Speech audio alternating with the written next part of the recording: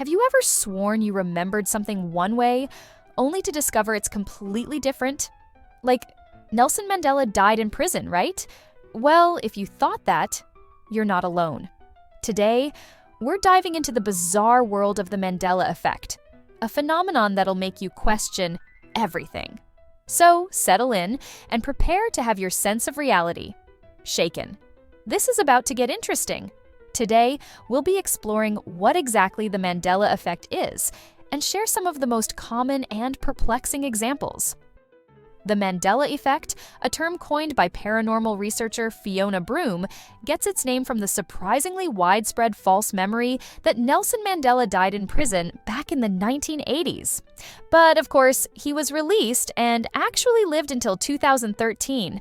But the Mandela Effect isn't just about one person or one event. It's about hundreds of instances where large groups of people share a collective misremembering of all sorts of things. Did the Monopoly Man sport a monocle?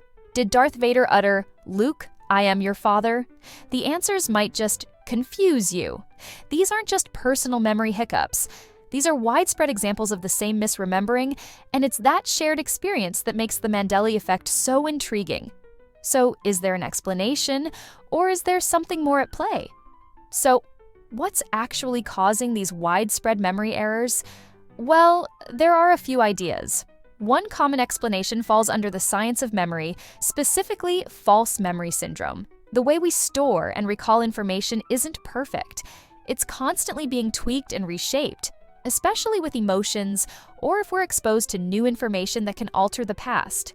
The spread of a specific narrative on social media can be incredibly impactful, and it can be difficult to determine what the actual truth is. But then we delve into the more speculative ideas. Some theories propose that we're experiencing glitches in our reality, a subtle rip in our shared experience, glimpses into alternate timelines, perhaps a parallel dimension. Other more far-out theories include CERN, shifting timelines, and even some sort of overarching conspiracy to control our own perceptions. These theories can be difficult to prove or to disprove. So, what do you believe? Whether you subscribe to science or science fiction, the Mandela Effect certainly makes you second-guess the things you thought you were certain of. And that's what makes the Mandela Effect so intriguing.